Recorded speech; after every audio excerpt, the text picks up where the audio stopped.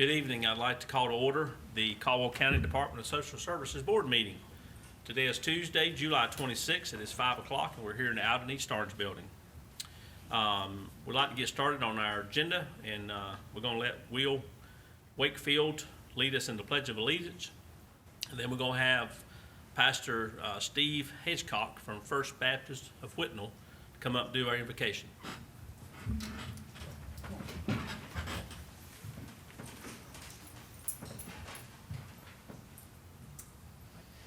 Face the flag, please. I pledge allegiance To the flag of of the United States of America, and to the republic for which it stands, one nation, under God, indivisible, with liberty and justice for all. Thank you for this opportunity. Lord Jesus, we want to thank you for allowing us to live in this nation. We want to thank you for the Social Service Department and all the work they do. Pray you bless this meeting, bless the commissioners, pray for every member present. We pray every decision made to be made in such a way that you be honored and glorified. Thank you, Lord, for this time together. In Jesus' name we ask this prayer. Amen. Amen. Thank you, sir. All right, so we're going to have a little fun tonight, this afternoon, I guess. It's this time of year, we're going to be seating some new board members. If you look at the board, we look a little empty up here, but we're going to seat 2 new members tonight. And Chapel is on vacation this week, so she's not going to be joining us, but she's still serving on the board. But we are going to be introducing 2 new board members this evening. And with that being said, Will, do I turn this over to you, sir? We're going to turn over to Miss Abigail Rich. All right.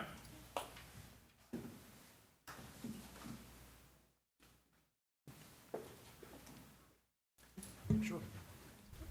Okay, we'll start with Ms. Dunn. If you don't mind to come up here. So our first board member, new board member tonight is going to be Miss Diane Dunn. Okay, if you will, place your left hand on the Bible, raise your right hand. Do you, Diane Dunn, solemnly swear that you will support and maintain the Constitution and laws of the United States, that you will be faithful and bear true allegiance to the state of North Carolina and to the constitutional powers and authorities which you are or may be established for the government thereof, and that you will endeavor to support, maintain, and defend the Constitution of said state, not inconsistent with the constitutions of the United States? Do you, Diane Dunn, further swear that you will execute the duties of the office of member of the Caldwell County Department of Social Services Board to the best of your will and ability according to law, so help you God? I do. Okay, thank you.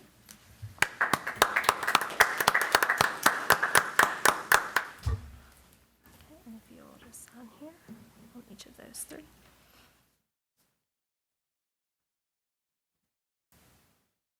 Has Diane got a seat up here yet? She does. She's there to your right. Okay. What'd you do with Chapel? Well, since she wasn't here, we Didn't put it out. didn't put her name. I got you, okay.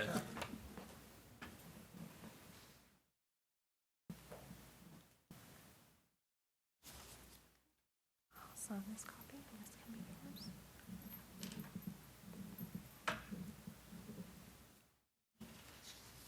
All right. Thank you. You're welcome. All right, Miss Congratulations. Diane, you can take your seat up here with us. The next new member this evening is going to be Tracy Irvine. Is that correct? That is correct. Okay, and we'll get Miss Irvine sworn in this evening and let her join us. Okay, if you will place your left hand on the Bible, raise your right hand. Do you, Tracy Irvine, solemnly swear that you will support and maintain the Constitution and laws of the United States, that you will be faithful and bear true allegiance to the state of North Carolina and to the constitutional powers and authorities which you are or may be established for the government thereof, and that you will endeavor to support, maintain, and defend the Constitution of said state, not inconsistent with the Constitution of the United States? I do. Do you, Tracy Irvine, further swear that you will execute the duties of the office of member of the Caldwell County Department of Social Services Board to the best of your will and ability according to law, so help you God? I do. Congratulations. You'll sign those 3 copies and I'll sign that one.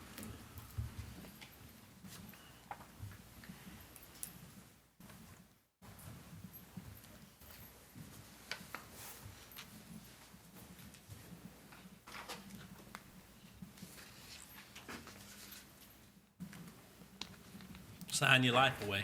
I tell you. Thank you. There you go.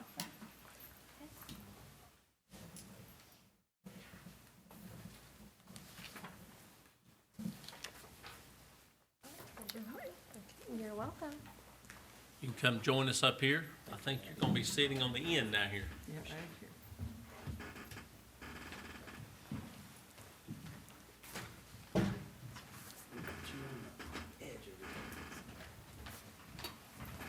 We got you trapped in the corner over there. Can't get away from us. He's always in the corner. I want to take this opportunity to thank each of you ladies for your willingness to serve on our board. It's been a pleasure for me to serve, and I think you guys will enjoy it. It's a learning experience, and to me, it's something that I've taken a lot of pride in, and I enjoy serving. And it's a way to give back to your community. I know when Diane and I spoke, she's to a point where she's ready to give back a little bit, and this was an opportunity for her to do that, and we're very pleased to have you on our board. Thank you. So, and the same, Tracy, you bring a lot of wealth of knowledge with your background and your history, and we'd like to welcome you as well. Thank you. Much And appreciated. with that being said, I'll let you start and tell us a little bit about yourself before we go to the next item on the agenda. Sure. So my name is Tracy Irvine, and I am a resident here of Caldwell County. My husband grew up here and went to school here, and we moved back here after he left the Navy. And currently, I serve as the Director of Operations for RHA. So we do mental health and substance use services in the outpatient setting as well as in the community. Fantastic. Diane? I'm Diane Dunn. I am a former county employee. I worked in Board of Elections, Register of Deeds for many years, 30 plus. And I'm married to Thomas Dunn. And I've always been, lived in Caldwell County, and I'm very glad to be here. Thank you. Fantastic.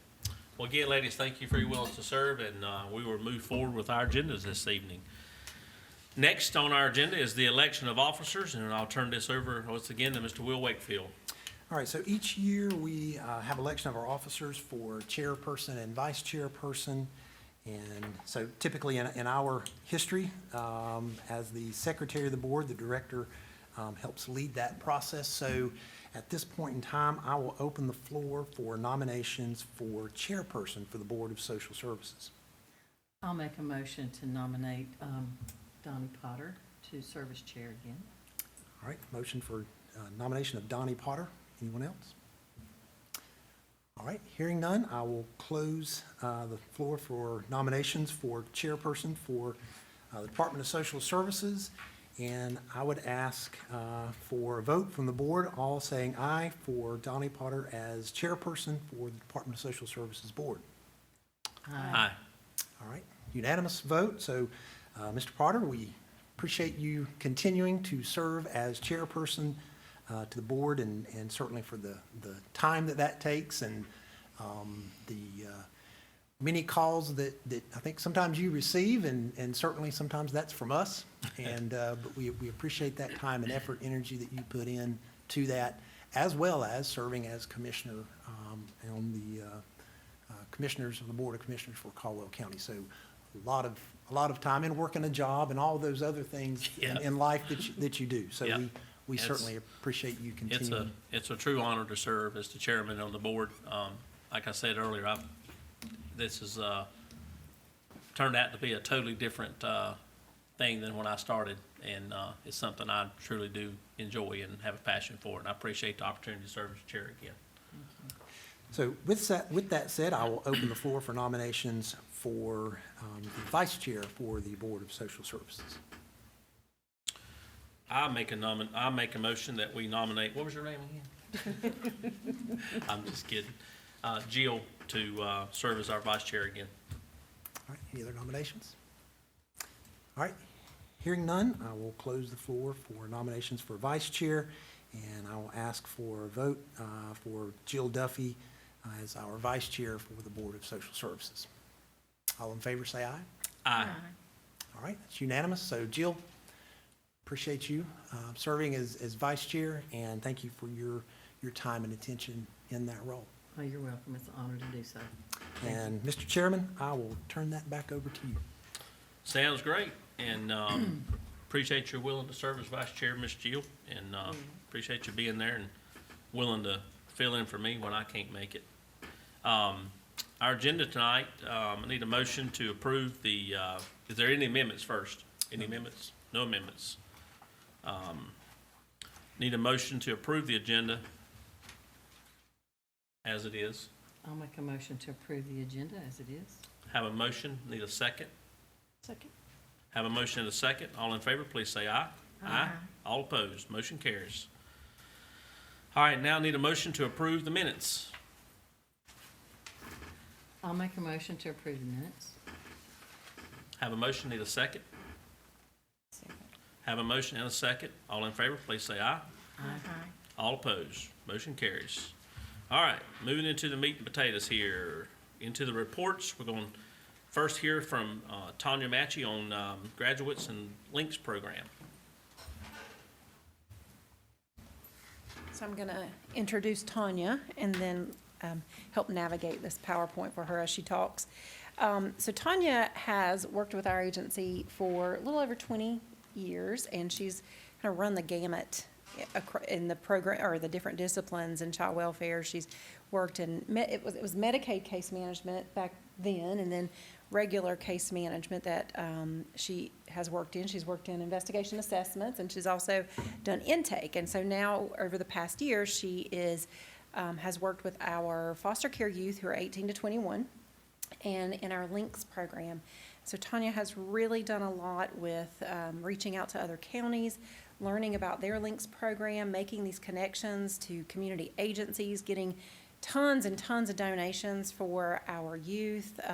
She has just really taken this on and made it her own. She has a passion for these youth, and it really shows. And so we're just really happy to have her in this role. And so she's going to talk to y'all a little bit about links, and then she's also going to talk to you about our graduates from this past year, which we were very proud of and excited for. So you want to start with, what do you want to start with? Graduates. You want to start with the graduates, okay. So as Kim said, my name is Tanya Matchia, and I am the current Links Coordinator in Foster Care 18 to 21 social worker for Caldwell County. I would like to talk about our recent graduates and then kind of talk about the vision that we have for the county's Links program moving forward. As Kim said, I have a total of around 26 years of experience in child welfare. I had worked here before and then went out with my children for a while and then come back. So I've been back a little over 20 years. And I do have a unique perspective of seeing a case from the very beginning, from that first initial call, all the way now full circle to the very end in the foster care 18 to 21 program. And I preface that because I took the initial CPS report on the graduate that I want to talk about first. It was a case that still haunts me to this day, and there are some that you keep, too many. And that one was definitely one that I can remember like it was yesterday. Due to the severe abuse, this adult spent a large part of her youth in and out of psychiatric facilities. She came into foster care at age 10 and experienced 15 placement changes. Let that sink in. This young adult worked to overcome insurmountable obstacles and was able to attend high school, a regular high school, where she was active member of the cheerleading team. At age 18, she decided to remain in the North Carolina Foster Care 18 to 21 program. She earned her high school diploma at the beginning of June. She has been accepted into a cosmetology program beginning this fall. Placement continues to be an issue and is especially difficult once a youth turns 18. Our next graduate come into care for the first time at a young age. She was considered one of the lucky ones because she was adopted by a relative early on. At the beginning of 2020, the relatives decided that they could not or would not care for her any longer, and she was returned to foster care. Despite this, she was able to graduate a semester early and earn her high school diploma in December of 2021. She also earned Academic Excellence Award at this time. She enrolled in a CNA program, was on track, disruption in placement. She had to withdraw from that program She has had 4 disruptions since then, within less than a year. But I can say that she is remaining in the foster care 18 to 21 program. She has just completed her certification for phlebotomy and is on track to start the CNA program again this fall. Our final graduate, our third graduate, come into foster care at age 11. He's been in 21 placements. Yes, 21. This is in part due to trauma, but mainly due to lack of viable placements to deal with his mental health. This young man was behind academically upon entrance to foster care. He was still able to graduate a semester early, earning his high school diploma in December 2021. He is enrolled at a local community college in computer science and carrying a full caseload. This young man plans to enter the North Carolina Foster Care 18 to 21 program upon his 18th birthday. So although these young adults have endured many obstacles, they've proven to be resilient and will continue striving to become successful and productive adults. So you ask yourself, how can Caldwell County help teens in our foster care system have a more successful transition to adulthood to our community? We can ensure that they have the skills needed to make this transition by starting in their early teens. We hope to do this by re-envisioning our county's LINKS program. So as you can see on the PowerPoint, that tells you the basics of the LINKS program. It is a mandated program.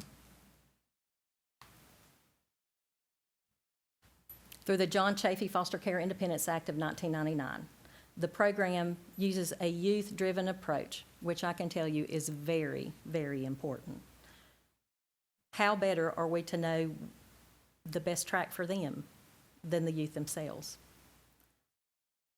So the plan is designed to help youth in foster care, age 14 to 21, who are or were in foster care, become connected with resources needed to ensure that they are productive and self-sufficient adults. LINKS is not an acronym, but it signifies connections that every adult needs in life. Why are these services so important? Many teens experience frequent moves, as I just stated. Teens and youth lose approximately 6 months of educational process for each move in foster care. I go back to think about the moves I just told you about, and still, 2 of them graduated early. One of them graduated like we were just so happy. It was a celebration, I just can't tell you. These youth and young adults suffer homelessness at alarming rates, with 20% experience in homelessness the day they age out of the foster care system. I personally think that statistic is way low. Frequent placement changes along with lack of positive and consistent adult supports. Youth are not likely to build life skills needed to have successful transitions to adulthood. So think back to the placements I said. How could you learn life skills? How could you with that many moves? Due to trauma they've experienced, many have mental health and/or substance abuse issues.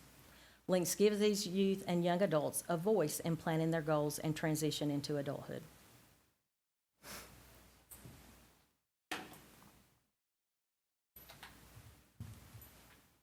Our statistics for Caldwell County, we're currently serving 26 youth between the ages of 14 to 17 years of age that are in care, 12 young adults in the 18 to 21 year foster care program, and we have 8 children in care who will turn 14 this year and begin the LINKS program.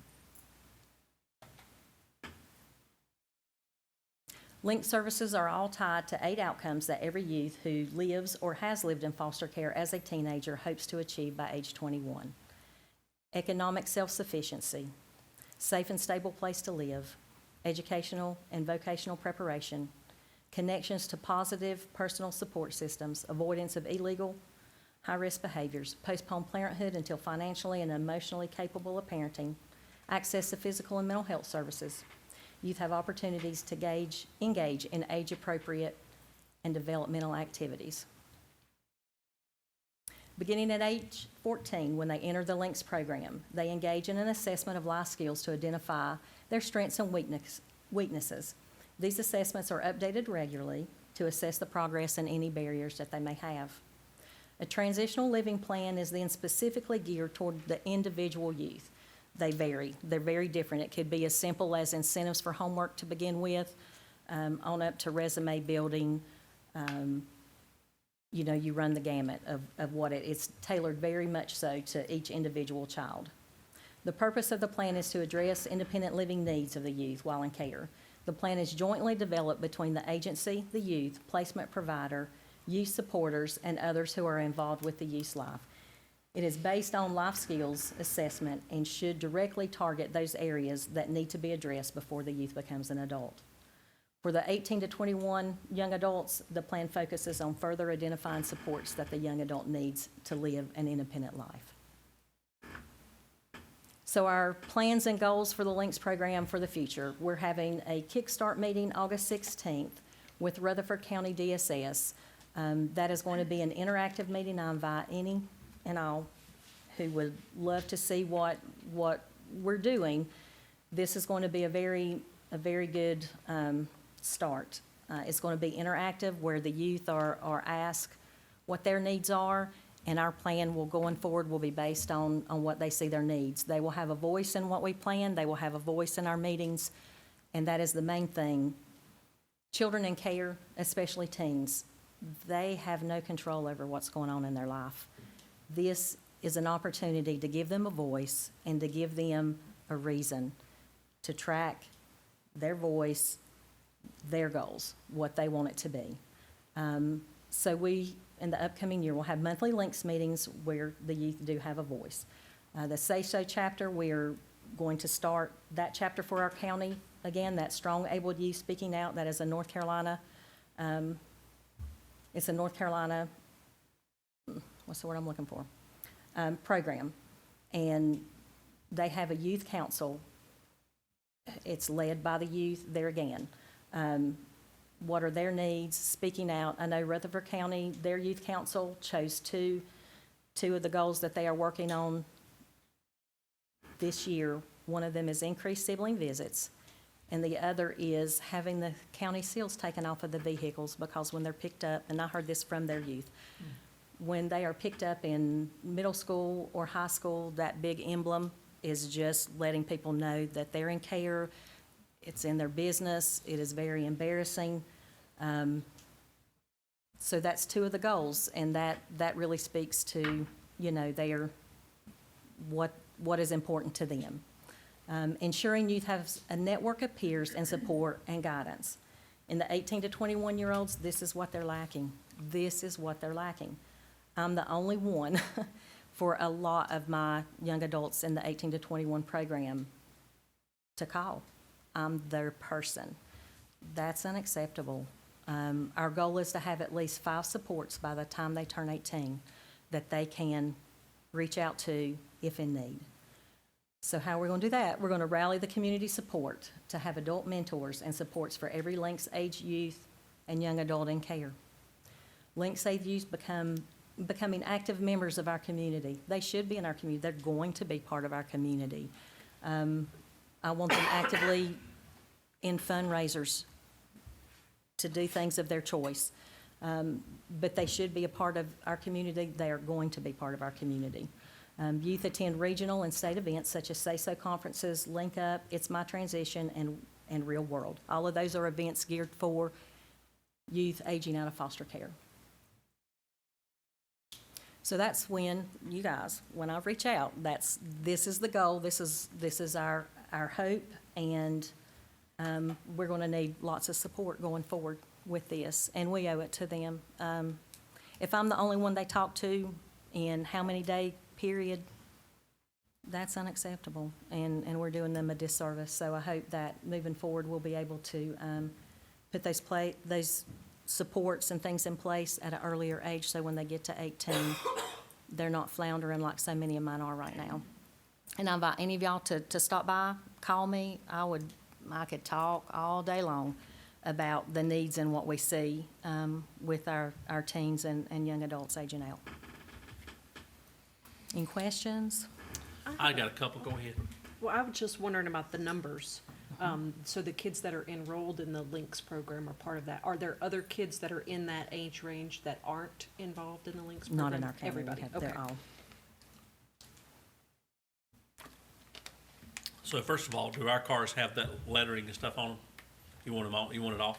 We have a couple new ones that don't, but yes, that was one of the things that we, as all social workers, would like to advocate for. Or at least have the option of having some that don't have it. That's where I was Yeah. headed with it. Can y'all put something together and get it to me and tell me what units you want it on, what units you don't want it on? Yep, we can definitely do that. That sounds like an easy. Sounds like an easy, I was gonna say, it sounds like an Let easy. me clarify that. It sounds like an easy fix, but it's possible we can get that done. At one point, this is years ago, I think we had the seals, we had them made out of magnets, I We think. did, that was We it. could put it And on so and there were take it some off. vehicles Pull 'em that off. you could pull them off and put them back on. And Just, y'all talk about that. If you want to come up with something, get it to me and we'll work on that. That's something I might can fix pretty quickly. And it's something that as adults, we may not have even thought of. We don't. I But hearing guarantee you, it- we hadn't thought about it. Nobody on our side. You know, Yes. we're trying to identify the cars and makes all the sense in the world. So absolutely, please get that, something put together and get it over to me. Next question is, just from an educational standpoint, why would somebody adopt a teenager and then not, why do they have so many placements? I know there's a various Most of them reasons, have but, severe trauma.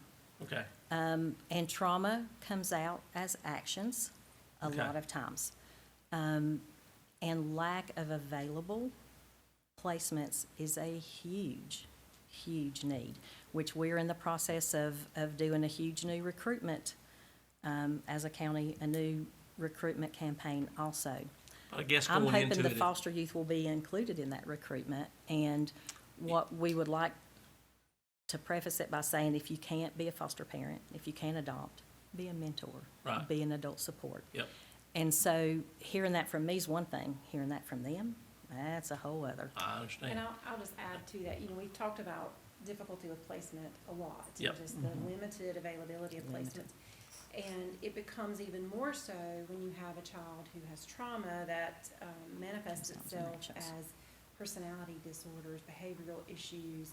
And so you have placements who are licensed and trained to handle those type of behaviors and mental health issues, but a lot of times, they won't necessarily stick it out. And so Stick it then they out. call and say, you need to come get your youth or your child, and so we're forced then to go get them. Right. And there's not a lot of, a lot of intervention we can provide for, to that placement in order to prevent those disruptions, which is very sad, because what happens is then they disrupt and they're not stable, so they can't get the help that they need, they can't get services in place, because they never stabilize in a placement. And so that's, And then And they they're have an moved again. additional trauma. and then they have Uh-huh. additional trauma, because every move is a trauma. Sure. And so, And new CCAs every time, and that re-traumatizes this is just what the teens have voiced to me and my young adults. Every time there's a new service put in place, and it's, it is New mental rules, health. New this, new Um, that.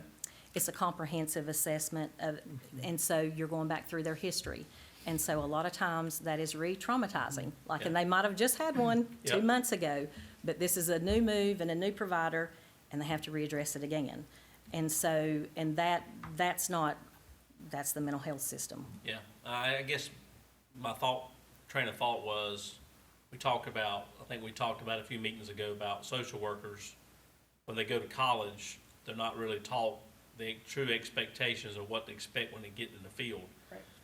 So my first thought was, are we, these families that are fostering these children, are we setting the proper expectations? So typically, what you see in children who have this type of trauma, with the children we spoke about tonight, this type of history, this type of trauma, these type of mental health issues, diagnoses, you're seeing, these are what we would say level 3 placements, level 4 placements, hospitalizations. So they're not necessarily family settings. They're but more on we- that severe level. Yes. I'm with you, okay, But we that do makes have sense. level 2, which are therapeutic families, and they go through specialized training. Okay, And so they are taught what to expect, but I think, teaching them what to expect and then them experiencing it is quite different. Even in our foster homes that we have, which are what we would just consider general foster homes, where Mhm. a child isn't necessarily experiencing significant mental health issues, there are times when these children have behavioral issues that may or may not be normal for a child of a certain age, but it's different when you're in a classroom talking about it and then applying that. And so, what we would like to see and what we've been talking about and working on is providing some of that support for our foster homes, some of that therapeutic support when those disruptions are kind of lurking. But the ones that we're speaking of are more of the mental health placements. Gotcha. Have you guys been dedicated. able to tap in any to using like resource parents? So parents that have done that, been there, done that, and now they're serving as almost like a peer to be able to provide. We have a support group for our foster parents, where they provide the support to each other, and some that have adopted that are somewhat like mentors. It's not a fully developed program yet, but we do have some of that. And the teens level up and down, like it's a constant, I mean, it's a move. And so each one of those, like if their behaviors get better, they're moved down, well, that's a whole other, now they don't qualify for this one, but they're down here. And so then if their behaviors change, and which it does a lot, then they're moved up or they moved up again. And so it's just this constant, it's the constant battle. And if you guys have had children and gone through that age, teenagers are bad on a good day. So They you are, add trauma point. and severe trauma and mental I've had health. trauma. Exactly. Yeah. So that gives you an idea, and I think that most Makes foster sense. families are well-intended, but the reality is very different. And trying to get their perspective to change to see that, most of the time, the actions are a reaction, and how to deal with that. But it is the sad reality, especially if you're a teen in foster care, And so we are always looking for folks to foster and mentor teens. yes. So it's an area of Be need. reaching out. And so, Some will be reaching out, yeah. yes. Yeah, They need one that of- support. One of the things, the other thing I was gonna ask you about was kind of down the path you're talking about. Have we ever had a, I don't know what you would call it, but like an event of some sort to where we would introduce parent or, adults to this program and say, hey, It's on the agenda. yeah, not like, there I don't know yet. what you'd call it, but because It's I know on- there's people out there that They may just have an don't know interest. about it. They don't know about it. Right. So there'll be a big push. And I This don't- I initial think- meeting was the beginning. There'll be a big push for adult supports in our county. We will be reaching out, and that's boots on the ground talking to people. Yeah, Yeah, so we've really started boosting our recruitment campaign over the past, I guess, year. Festivals and And so we've got a a lot ton on planned the in books, the, yes. really the near future. Within the next couple months, a lot of events that we'll be attending and pushing and recruiting and just trying to get sometimes I people think people support. there's people out there who say, you know what, I might have some interest in that, but I really don't know anything about it. But they're not Exactly. comfortable going and sitting down with you in an office and Right, talking to you. But absolutely. maybe if we had some sort of gathering or an event to I'm where game for you could that. talk about it. Any ideas? You know, Any ideas that you guys may have? How about how do these students or these young adults respond to somebody their age, having a mentor of their own age or somebody similar age? So I can tell you, in visiting Rutherford County, which the state is looking at that county's program to develop a toolkit, that they've got it, like their program They're well is, established. yes, and they are doing really good things. Within their links chapter and the say-so, and they combine them, and the state reps are coming in for the say-so to help us get all that going too.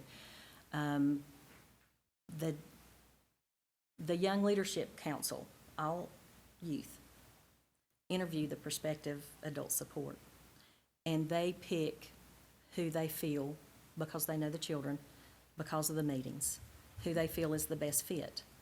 They do the interviewing. They survey their social workers to see what barriers they experience. They do surveys themselves so that social workers get a different perspective on what So they're coming together, they're hearing, okay, this is the barriers with the social worker, this is the barriers as us, as, you know, they see both sides. They have peer supports within that, within their groups, that they connect to. So they have developed that themselves, they have their own support, you know, peer support groups. I had one of them tell me, which made me think of my young adults. She had a flat tire. She had an adult support to call. I know at least half of mine wouldn't have anyone to call but me. And that adult support went right out. Not only did he change her tire, but that led into a Links event where he showed everyone how to change a tire. Not only that, he told them when to have their car serviced. I wouldn't have thought about that. A lot of our young adults have vehicles, and we help with that. The Links program helps with expenses toward that. Do they know when to have it serviced? Do they know those basics? And so with each case that I've gotten, I've learned something new and trying to implement it moving forward. So that, and she said she knows that if she needed him, she could call him tomorrow. Yeah. The vast majority of mine, they don't have that. And that was started early, like that was started, you know, at age 14, and building those supports. And so that's what we're working toward with this. In my last comment, and I'm not sure why I thought about this, but while you were speaking, there was something that you said that made me think about it. You know, you look at, obviously, you may not be able to do this with the ones who have the mental health problems and things of that nature, but some of the students, you know, have we ever considered looking at doing some sort of mentoring program from a job shadowing standpoint in the county? I mean, we got a bunch of departments here in the county. That's on the big two. Is that on there too? So all of that, that's part of the vision, that's part of the hope, every You know, bit in the of that. summertime, have them, you know, come and shadow EMS, Absolutely. or have them shadow, you know, y'all, or, Absolutely, and to me, is not only is it helping them make that connection from a career standpoint, because there's so many things in county government, yes, but it's creating that potential that potential support. support or contact. And to show them that it's possible. Right. Navigating FAFSA and the other scholarships that our kids have, like, I actively help them with that. That's daunting at best. Oh, yeah. yeah. Helping them, reminding them, check that email, do this. Just honestly, think back, if you have children of that age and what they went through at that age, and having no one to help guide and direct, and that's what this whole program is geared to doing. So we have big goals, but we're gonna need the community support to make it happen. No way without it, no way. Well, I will, sometime over the next few weeks, I will find some time to come sit down with you and talk about Absolutely. some of those goals, and from a community standpoint, Absolutely. who we need to get involved, and anything I can do to help you, I'll be glad to, because I think Absolutely. Thank you, you know, Don. we're headed in the right direction. You just gotta get all the pieces to the puzzle put All the together. We pieces know to the what the puzzle looks like, we Yes. just gotta put it together now, so. Yes, and so hopefully the August 16th, that's our beginning point. And so, you know, going from there. All right, sounds good. Well, great All right. job, and thank you for your Thank you. passion, and thank you for I appreciate everything you do. That's, sounds very encouraging. That event on the 16th, is that happening here or in Rutherford County? It's here. Okay. Rutherford, They're coming. their youth are coming to help interact ours. We feel that it would come better, talking them into for the participation and being excited about what the program can do, what it has done for them, the voice that it has given them. And this is their chance to have a voice in their transition to adulthood. Are you doing it at the, So one of the office? other things the youth said is that they did not want meetings at DSS. correct, that's where I was headed with it. So, I actually just 100% finalized, the date today. So I have community supports that I'll be outreaching. If you guys have any, suggestions, I'll be happy to take them. But I've had people reach out, we've just not been ready yet. And so I had to confirm with their youth council that they could actually come on that day. So any suggestions for places? I have a couple that I'm getting ready to call when I leave here, but, you know, if you have any suggestions, we'll be happy to take How them. much room do you need? Well, you saw how many youth we have. The 18 to 21s, like, we're keeping them separate because they're at a different place in life right now. So the 14 to 17-year-olds, we have 23. All of them is not possible because of placement's too far away. Yeah. So we're hoping for at least half of that for the first meeting. So that's, Crazy question for you. Is there money in the budget to do something at Bose? We could join- certainly, kinda yeah. Talk about the meeting and all that stuff, and then have some fun as well? We could certainly do that if that space is appropriate for what you're needing. Well, they got that room back there. that Right. big- The party room, Yeah. where Yeah, they whatever like it's hold called. birthday parties Birthday and room and stuff. all that Yeah. stuff. I mean, it's just a suggestion. Yeah, I don't Yeah. know how big it is. We might I'm not have to sure look either. at it. That room's pretty big. I It's mean, pretty big, yeah. I'll call. Yeah. And find out Yeah. how many youth, they're supposed to let me know how many youth from their chapter's coming. I'm just thinking And so something that- fun. Yeah, You know? absolutely. I don't think it'd be stupid expensive to No. do pizza and, yeah. Yeah, food will be provided and drinks anyway, so that, I mean, that, Yeah. that's part of the monthly meeting. All right, I'll be in touch. You got my attention. All right, anybody got any more questions? All right, great job. Next on the agenda is gonna be, the approval of the United Way Agreement, Mr. Will Wakefield and Brandy Hood, Economic Services Director, or Administrator, excuse me. So in your packet, you should have a copy of our 2022, 2023 United Way of Caldwell County Agency Agreement. And so every year, this is, you've seen this every July, we do receive funding for our emergency assistance program from United Way. They have stated that they will give us $25,000 this year as long as their United Way programs go well. Brandy went and did a presentation this year for that, and so that has been our agreement, and we just need you to approve this agreement that we do need to sign with them. And again, it's the same one that we do each year with them, and it has not changed, the ones that we've done in the past several years. So we just need your approval so we can move forward with this agreement. So do you need a motion, Will? Yeah. I'll make a motion that we enter into an agreement with United Way, as we have done in years past for the 2023 year. All right, we have a motion, need a second. I second. Have a motion and a second. All in favor, please say aye. Aye. All opposed, motion carries. Thank you. Next on the agenda is monthly updates, and man, this is what we all come for right here. It's the most exciting part of a DSS meeting, when we have the pleasure to have Chris Colley, our business officer. Thank you, sir. administrator, I can't agree with and all of just tell what you us just said, about how but wonderful things are. I appreciate that, You're whether anybody else thinks it or Always not. have fun with you. sir.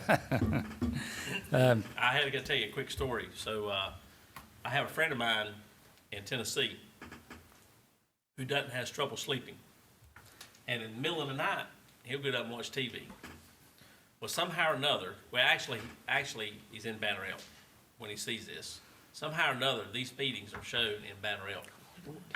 So he gets tickled. He says, "I don't know who that Chris Colley guy is y'all have up there, but he gets the biggest kick out of picking on you." So just so you know, you have a fan in Banner Elk.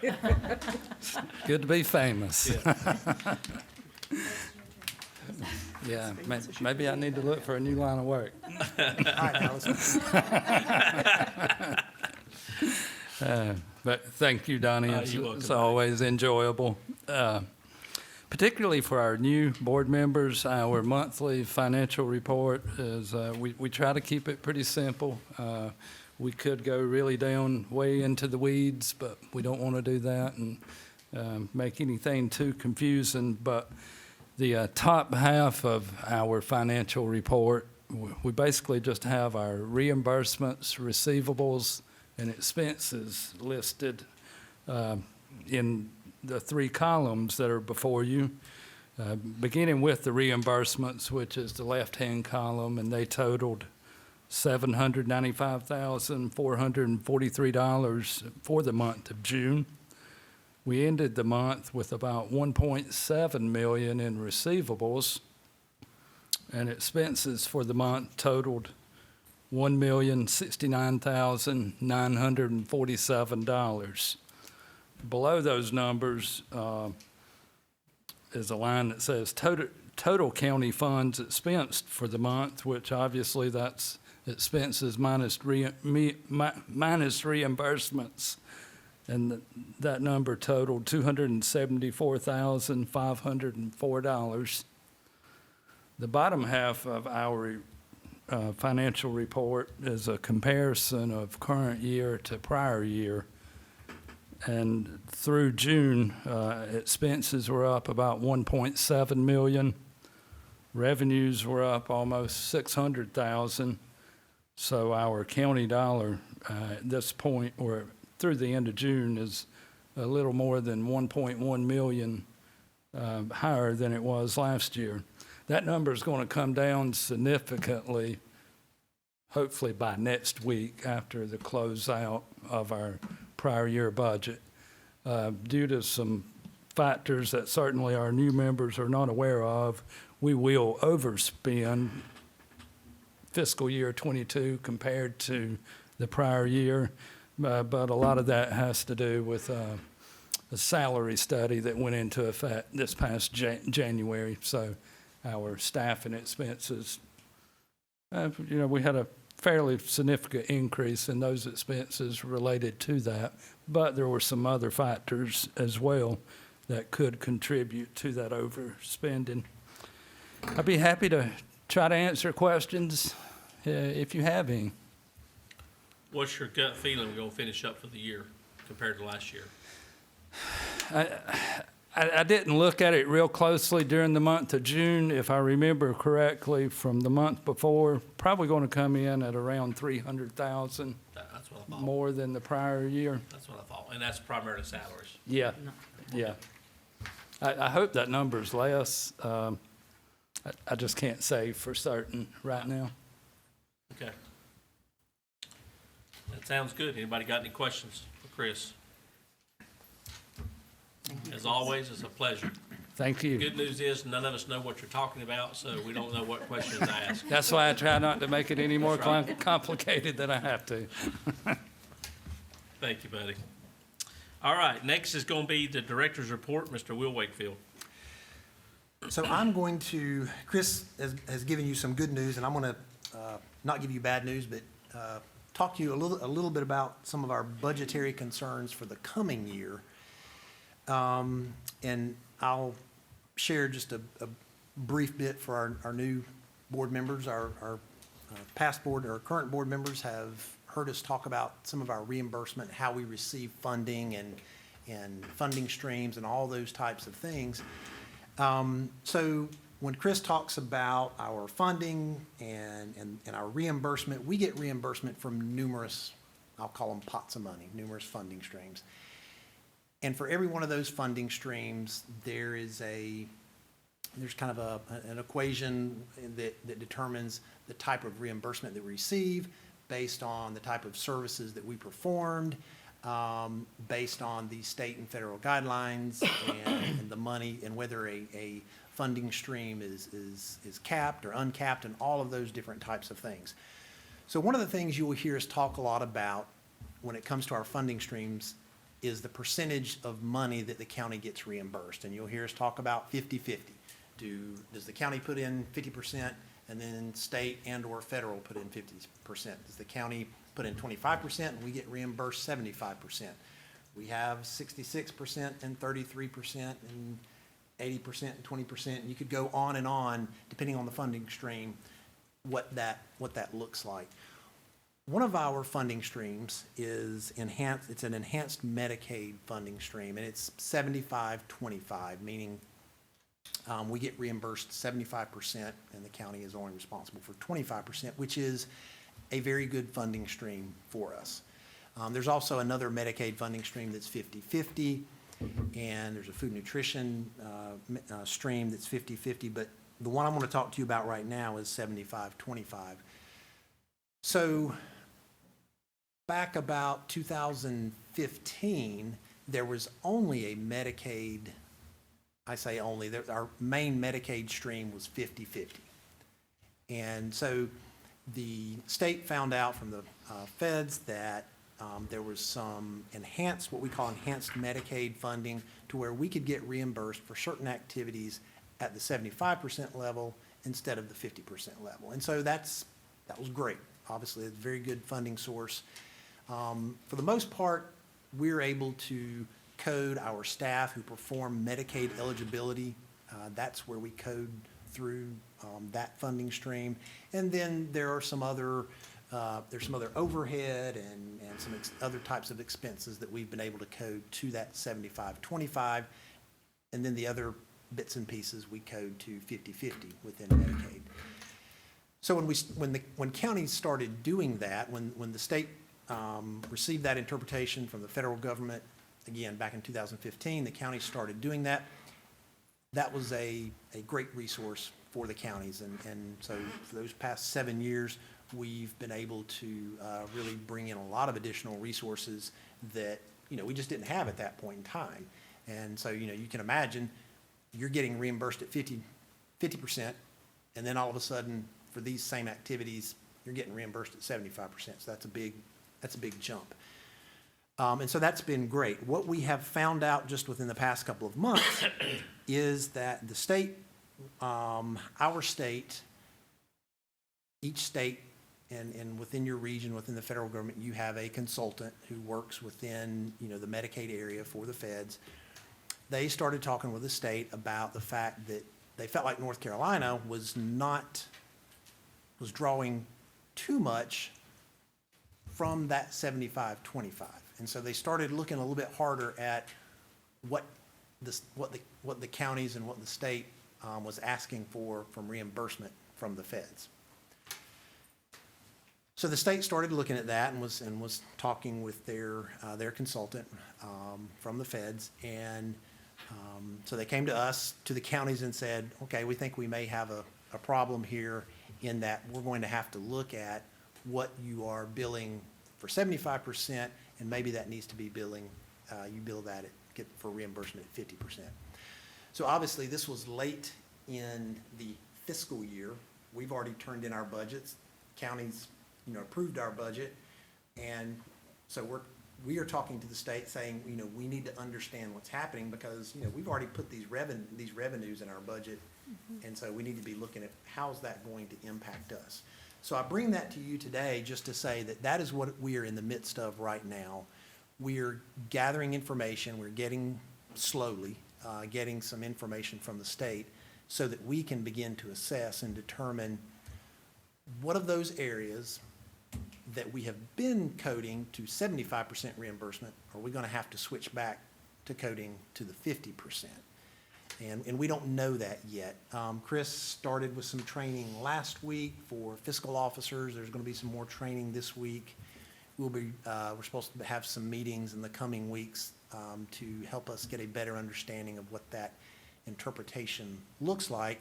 And so as we get that information, then we will begin to kind of do some estimates of what is that going to look like for our county in terms of how is that going to impact our revenue that we had put in at 75% reimbursement that now is going to get knocked back down to 50%. So we don't know what that's going to look like, but that's kind of where we are at this point.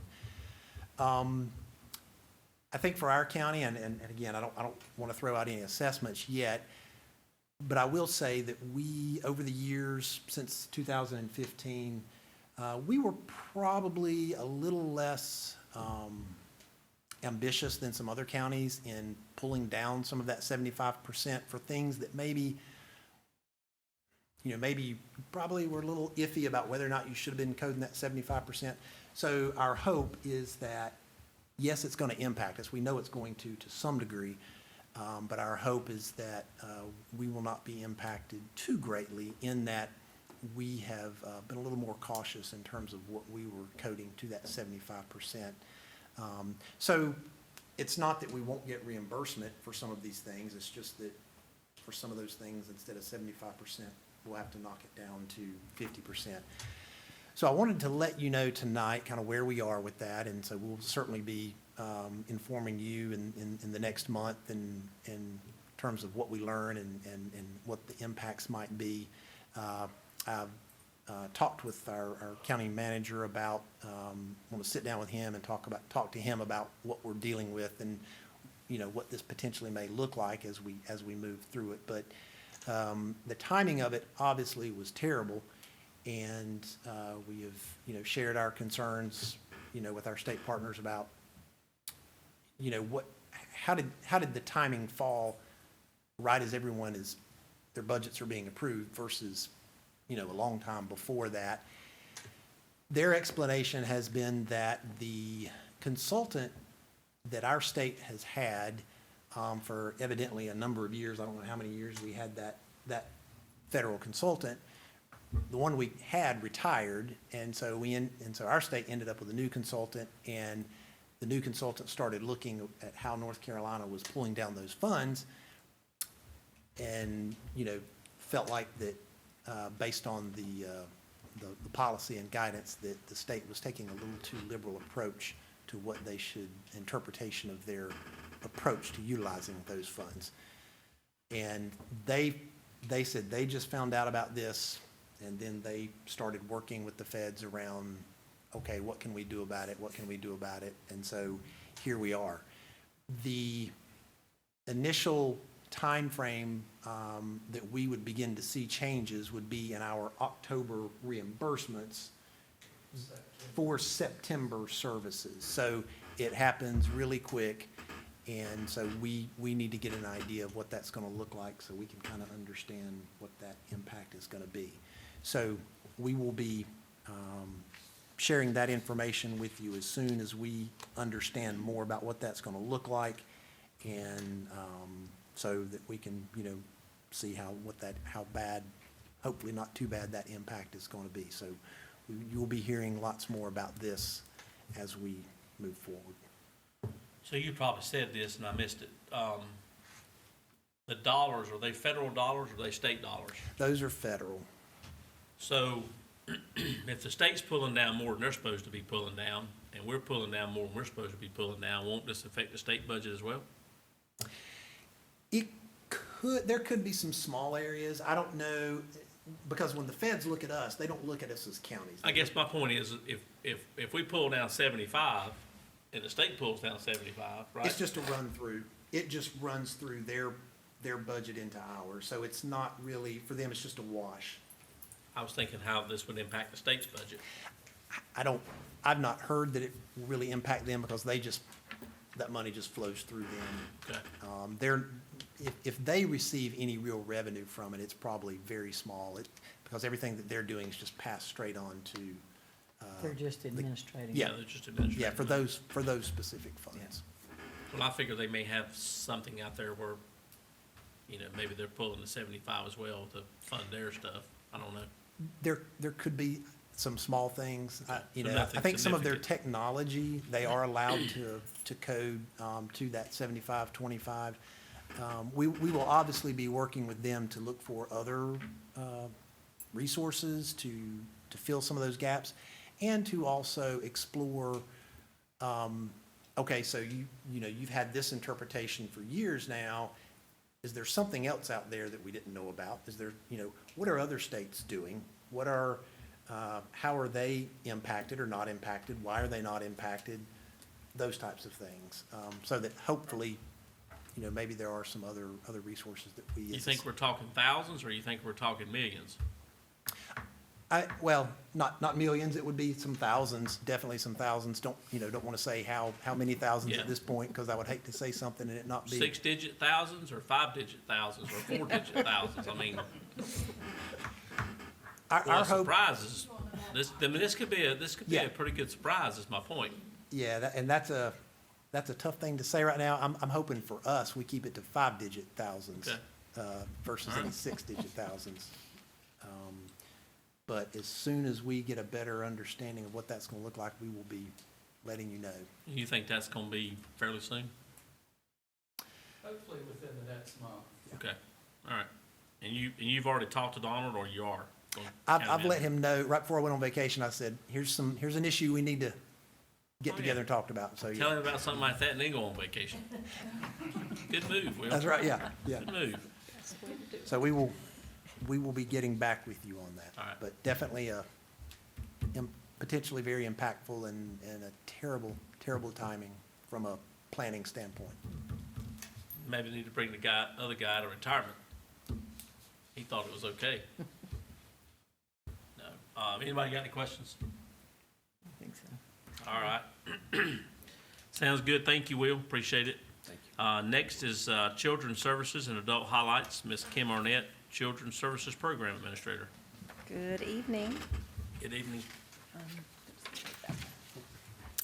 So, for the benefit of our new board members, I'm going to go into a little bit of detail about what our statistics are showing on the, just the highlights page that each of you should have.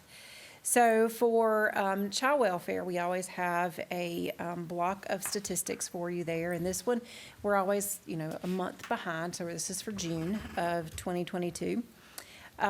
These are all the areas we typically report monthly. And so the first one is what we refer to as CPS, or Child Protective Services intake. And so that number there, 148, is really all of the information, referrals, reports, assist from other counties. That's all the information that funnels through our intake department.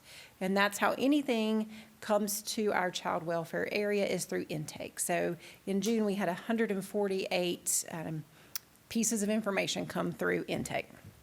So then we have Child Protective Services assessments or investigations. And so these are reports that social workers respond to and go investigate. And so we had 51 of those in June. We have 15 investigator assessors that do that job. Right now we have a few openings in that area. And so when you're thinking we have 51, you're thinking we have about probably, I'm going to say 9 people who are actually able to get reports right now, maybe 8. So that's quite a few people or quite a few reports for not a lot of people right now. Our assist, which is the next area, those are requests that we get from surrounding counties asking us to do something for their county. That's the simplest way I can put it. So perhaps Burke County has placed a child here with a relative, and so they call us and they say, can you go out and assess this relative's home and make sure it's safe? Or can you go out and interview this child at their dad's house because they're there for the weekend and there's a report that another county has, and so can you go talk to this child and interview them? So those assists can vary. So we had 36 of those in June. Our in-home services are our case management cases. Those are families where children could still be in the home, but we've identified some safety issues, and we're having to work with them pretty intensely and see them at least weekly. We have 4 people who are doing that currently. We have one getting ready, the 5th one getting ready to start in August. So we have 26 of those in our county, and then we have 5 that other counties have asked us to help with. So, and then foster care, that number 127 is our children under 18 who are in the legal custody of Caldwell County Department of Social Services. Our foster care 18 to 21, you heard a little bit about that program when Tanya was talking earlier. Those are our youth 18 to 21 who are voluntarily staying in the program. We had 13 of them as of June. Adoptions, these are the children for whom other plans have not been successful in the court system. So they were not able to be reunified with their family. We weren't able to give custody to someone else or guardianship. We are looking at, we're able to facilitate an adoption for these children. And so we finalized 5 of those in June. Foster home licensing, these are as I spoke earlier, our general foster families, general foster care.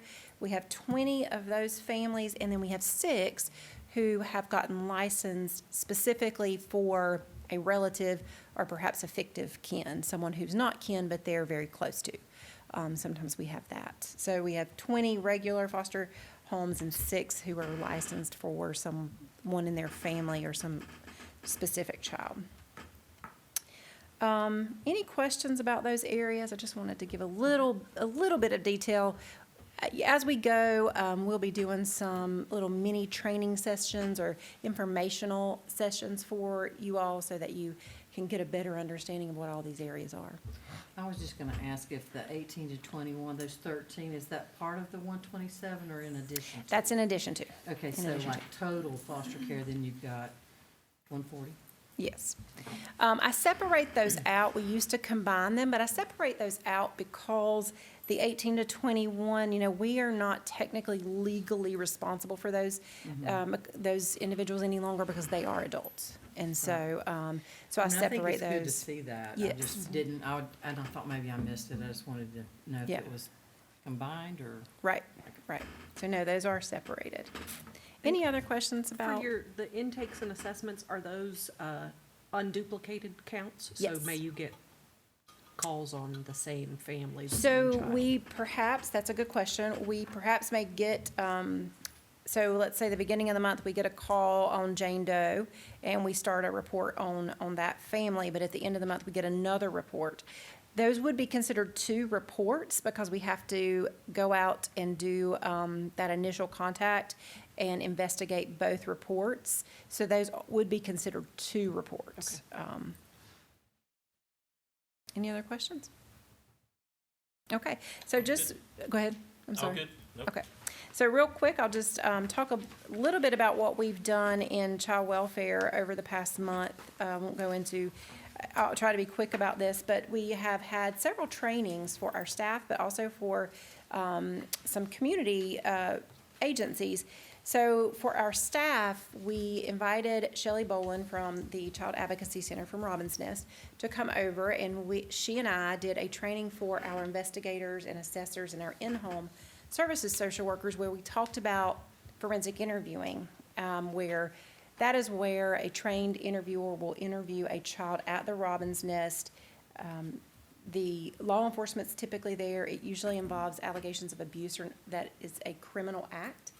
And so we talked with our social workers about what to expect during those forensic interviews, what to look for, so that way if they notice something that's not being asked of that child or that's not being addressed in that interview, so that they can say to that interviewer, hey, I need you to go back and ask this question. And so we were just doing a little bit of education with them about what they should be seeing in those interviews. And then we spoke a little bit about the medical piece of it. So Shelley was able to come over, and she was very helpful in presenting that information. And she did a little bit of a training on their software that they use there. So that was very beneficial. We also did a training for our permanency, our foster care social workers in funding. And so trying to help them understand the importance of making sure we are coding our children to the correct funding source or pot of money, as Will referred to it just a few minutes ago. So, because that can be, a significant payback if we don't do that correctly.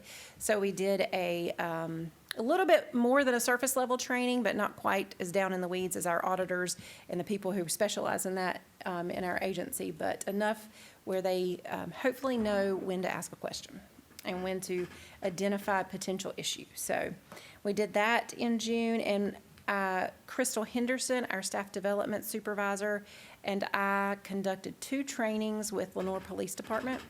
During their shift change at 6 a.m. in the morning, I say that because I feel like that's important to know that we were there at 6 a.m. And so we were working hard that week, and so we were there, and we actually probably 20 to 21 participants over the 2 sessions, and we just went through a basic overview of what child welfare does, and then we focused on some areas that we really interact with law enforcement the most in terms of, investigations around domestic violence and substance use, and then also when we have to assume custody of children and remove them from homes.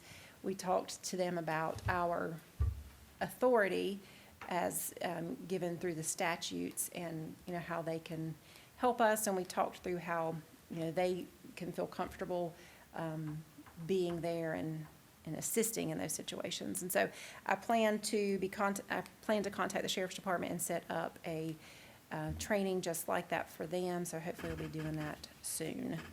Don't forget about Grant and Hudson. Yeah, and I thought about, asking them if they would like to come join at the sheriff's department, because they do a lot. Since there's not many at Granite and Hudson, I thought that they might want to just join a larger group, and hopefully not at 6 a.m. in the morning. Yeah. So we'll I see. tell you, it'd be good if you guys could figure out a way to get involved in the BLET program where you go out and have a block on, social services type of thing Yeah. in their training, in their initial training. It'd be kind of cool. Right, it would be, it would Yeah. be. So then just, we also have gotten some additional funding from Links. There was a letter that went out, oh gosh, I can't remember, it's been a couple weeks ago, where we are being provided some additional money per Links participant between the ages of 14 and 17 for school supplies and clothing, for school clothing. And so we were able to, I think that's equaling $11,500. And so we have about 25 students that we're going to divide that amongst. And so we're able to get them some school supplies and clothing for this upcoming that'd be school cool. year. Yeah, so we're excited about that. So we'll move down to the second block there, which is for the adult services information or statistics for June 2022. So the first one is adult guardianship. And so what that number you see there, 53, those are individuals over 18 that the court has found incompetent and in need of a legal guardian. And so those are the individuals who we are their legal guardian. And so that number usually stays pretty consistent around 50 to 55, I'd say. And we'll hope that continues, but we have seen I know we've talked about it, but for our newer board members, we've seen an increase in individuals who are younger, who we are being awarded legal guardianship of. Some who are, coming from our foster care program straight into our adult services program. And so, and some who not coming straight in, but that we've had some involvement with, and then just not been able to live independently. So the APS reporting, we had 22 reports in the month of June, and those reports are of adults over 18 who are reported to be abused, neglected, and/or exploited. And our adult protective services unit is really looking at whether that has occurred and if in fact these adults are in need of protection. And so those numbers, I think June was a little bit of a high reporting month for that area. We have a significantly reduced staff in that area. I think we have 3.5, I'd say, is it 3.5 investigators that carry that caseload? Three specific investigators, and then there's one who offers services to those families. In addition to Yeah. Investigating those reports. And so that's it for me, unless you have some questions. Anybody got any questions? As always, we Okay. appreciate you. Great job. Thank you. A lot of information. Thank you. All right, next on the agenda is Family Support Services highlights. Miss Brandy Hood, Economic Services Administrator. Good evening. Good evening. Last month, I briefly mentioned at the board meeting the influx of applications for food and nutrition and Medicaid. And I wanted to just give you some numbers for the month of June, just to kind of go back on that. And that is continuing. We're still getting a lot of applications for the Medicaid and the food and nutrition. So for the month of June, Medicaid, we completed, as you see there, almost 500 applications. And then for food and nutrition, we completed about 350 applications for that month as well. So I just wanted you to kind of see a number based off of the information that I had provided last month. We have got some verification from the state that for the food and nutrition program, we are going to get some assistance with recertifications over the next couple months for August and September. We do have they're going to complete approximately 300 recertifications for us in the month of August. We have not got September's numbers yet, so we think that's going to be a huge help to that staff to start maintaining or continue maintaining some reports that have been kind of put to the side a little bit while they've been focusing on the heavy caseloads that they've had throughout these last few months there. Currently, we're working on prepping and organizing participants in training for our upcoming energy season. We have actually just started having some conversation about that. We wanted to get started a little earlier this year to make sure we have everything wrapped up and everyone prepared and trained by October, so we can, any questions and any shadowing we need to get done, we'll have that done before peak season for emergency assistance. And lastly, we have the remainder of the single county audit. They will be coming next week, the second week of August, and we should be finished by the end of that week and hopefully have everything wrapped up for the single county audit. Good. And all the other audits are just moving right along. Yep, you live in the audit world, don't you? That's it. That's all I ever hear about. That's right. Thank you. Awesome, Brandy, great job. Anybody got any questions? All right, Thank well, that brings us to our, the end of our meeting, and our next board meeting is gonna be on Tuesday, August the 30th, at 5 o'clock here in the Out in East Orange building. And, before we go to adjournment, one thing I like to do is ask for new board members, and Will can remind me of the process, but, are y'all good with the 5 o'clock start times? I know you work, I work. But you're retired, so. All right, I just want to make sure there's no conflicts on the time. You're still good with We're 5, still right? good, I assume Chapel is, so we'll think so, continue yes. we'll continue to move forward with our same time. So with that, thank you guys for joining us this evening, and we had some guests this evening. So we got one gentleman over here who's probably like watching paint dry. He's probably bored stiff. So is the paint dry?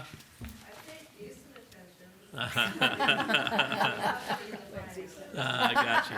So, but with that, I will entertain a motion to adjourn. I'll make a motion that we adjourn. Second. Got a motion and a second. All in favor, please say aye. Aye. Aye. All opposed. Motion is adjourned. Thank you for joining us.